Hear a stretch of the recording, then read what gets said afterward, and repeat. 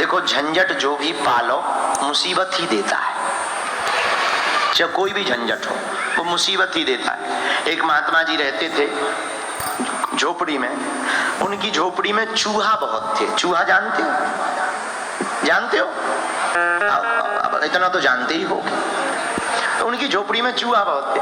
अब उन्होंने कहा क्या किया जाए, चूहा बहुत ज्यादा है, क्या किया जाए, क्या किया। तो किसी ने कहा बाबा जी परेशान ना हो, बिल्ली पाल लो, बिल्ली चूहों को खा लेगी। हाँ ये ठीक है। उन्होंने बिल्ली पाल ली। अब जब बिल्ली आ गई तो बिल्ली को दूध चाहिए। अब गांव वाले कब तक दूध दें? तो गांव वालों ने कहा महाराज 10, 15, 20 दिन हो गए, अब हमने खूब दूध दे दिया। अब एक काम करो, रोज आपको दूध लगना ही है, एक गाय पाल लो। अब दूध तो सच में चाहिए, तो एक गाय रख ली। अब गाय के लिए गांव वाले चारा कब तक दें? 10, 15, 20 दिन। गांव वाले बोले महाराज कब तक हम मदद करेंगे, एक काम करो 2 एकड़ खेती ले लो, जमीन, उसमें चारा बो और खवाओ। महात्मा ने कहा ये भी ठीक है, जरूरी है, क्योंकि भाई बिल्ली रखना है तो दूध चाहिए, और दूध चाहिए तो गाय चाहिए, और बिल्ली इसलिए चाहिए कि चूहा खाएगी। अब क्या किया जाए? अब चारा के लिए खेती ले ली। अब चारा काटें कि भजन करें, माला जपें कि प्रभु को पाए कि चारा काटें? गांव वाले बोले महाराज जी एक गांव में विधवा औरत है, उसका कोई नहीं है, उसको हम आपके आश्रम पर रख देते हैं, वो चारा काटती रहेगी, गाय को खिलाती रहेगी, आपके लिए दूध मिल जाएगा, आप बिल्ली को पिलाते रहना, झंझट। महात्मा बोले ये ठीक है, काम बन गया। अब बातें हैं वो तो चलती ही हैं। धीरे धीरे हवा उड़ी महाराज जी की। अब वो धीरे धीरे पहले गाय की सेवा करती रही, फिर महाराज जी की सेवा। तो गांव वाले बोले महाराज ऐसे काम नहीं चलेगा, अब तो शादी करनी पड़ेगी आपको, तभी चलेगा, ऐसे काम नहीं चलेगा, शादी करनी पड़ेगी आपको। महात्मा बोले अब मान लिया, क्या किया जाए। अंततोगत्वा शादी उन्हें इसलिए करनी पड़ी क्योंकि गाय रखनी थी। गाय इसलिए रखनी थी क्योंकि दूध चाहिए था, दूध इसलिए चाहिए था क्योंकि बिल्ली पालनी थी, और बिल्ली इसलिए बुलाई थी क्योंकि चूहा खत्म करने थी। अंत तो गत्वा शादी हो गई। जब वो मरने लगे तो शिष्यों ने पूछा कोई गुरु ज्ञान दो। महात्मा जी बोले सब कुछ करना, बिल्ली मत पालना। सब कुछ करना और बिल्ली मत पालना। ये पूरा खेल बिल्ली से स्टार्ट हुआ है। यही हम तुमको बताना चाहते हैं कि अगर झंझट पालोगे तो झंझट बढ़े ही जाएंगे, बढ़ते ही चले जाएंगे। सर्वोत्तम उपाय है, जो प्राप्त है वही पर्याप्त है।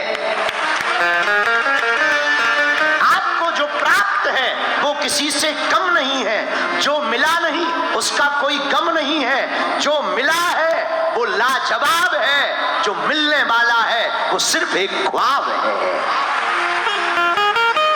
हमें जो प्राप्त है वो किसी से कम नहीं। इसलिए मेरे प्रियजनों, मेरी आत्माओं, दुबई में हम धन कमाने नहीं आए हैं, हम तो आपकी संस्कृति को बताने और दुबई की महिमा को पूरी दुनिया में पहुंचाने आए हैं। इसलिए मेरे प्रियजनों, आप इस भाव से बिल्कुल मत बैठना, हम तुम्हें चमत्कार दिखाने भी नहीं आए। इस चक्कर में भी मत रहना कि तुम्हारे बाप का नाम बताया जाएगा, ये तुम्हारी पत्नी की पोल खोली जाएगी। ये तो अपन बागेश्वर धाम पे करेंगे खूब, बिल्कुल चिंता मत करो, यहां भी लगाएंगे, चिंता मत करो, ये भी अपना है। हम तो कल कह रहे थे, पूनम बहन भी बैठी थी, डॉक्टर साहब भी बैठे थे कि दुबई भी तो हमारा है। इसलिए मेरे प्रियजनों, हम तुम्हें भागने नहीं जगाने आए। इसलिए सूत्र याद रखना, हमें भागना नहीं है, क्या करना है।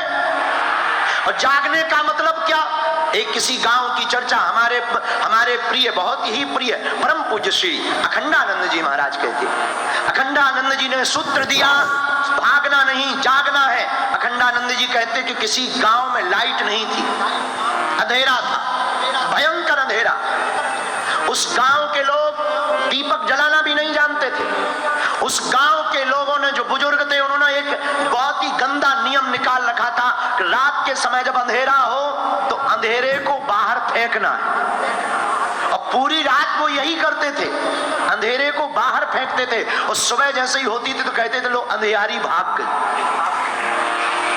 अंधेरे को फेंकने से अंधेरा कभी नहीं जाता था, वो तो प्रकृति की गति थी। सूर्य उदय होता था, उजाला आता था और उन मूर्ख गांव वालों को लगता था कि हमने अंधेरे को आज फिर भगा दिया, आज अंधेरा फिर हार गया। लेकिन उसी गांव में किसी पढ़ी लिखी एक औरत की शादी हुई। वो उस गांव में गई और उसने रात को देखा तो सब लोग चिल्लाते हुए बाहर आए, चलो चलो अंधेरा ढोना है, चलो चलो अंधेरे को भगाना है, भाग जा अंधेरा। वो पढ़ी लिखी औरत रही होगी दुबई की। अब ये नहीं कहेंगे कि वो तुम्हारे बीच की मुन्नी बाई थी, पर वो थी दुबई की। और वो आश्चर्यचकित हो गई कि ये रात में पूरा गांव करता क्या। तो उसने अपनी सासू मां को पूछा कि आखिर ये चल क्या रहा। उसकी सासू मां ने कहा अंधेरा ढोया जा रहा। हम लोग कई वर्षों से पीढ़ी दर पीढ़ी अंधेरे को भगाते हैं, तब सुबह तब सवेरा होता है, तब प्रकाश आता है। उसने क्या मूर्ख लोग हैं। उसने उस दिन तो कुछ नहीं कहा। दूसरे दिन गई बाजार से वो रुई और तेल लेकर के आई और जब रात हुई तो उसने अंधेरा भगाने के लिए छबलिया नहीं उठाई, दीपक जलाया और पूरे घर के बीच में रख दिया। पूरा घर प्रकाशमान हो गया। उस घर के लोग खूब सोए, खुश हो गए, हमारे घर से अंधेरा भाग गया, चमत्कार हो गया। जब पूरी रात उस घर के लोग सोते रहे तो सुबह पूरे गांव वालों ने पूछा क्या बात है, आज तुम्हारे मकान से कोई आवाज नहीं आई है, क्या तुमने अंधेरा ढोने का काम नहीं किया। उसने कहा कि मेरे घर उजाला आ चुका है, अब मुझे अंधेरा ढोने की आवश्यकता नहीं है। मेरे प्रियजनों, जब गांव वालों को वो सूक्ति पता लगी तो किसी ने भी फिर अंधेरा ढोना नहीं सोचा, सबने अपने घर पर दीपक जलाना प्रारंभ किया।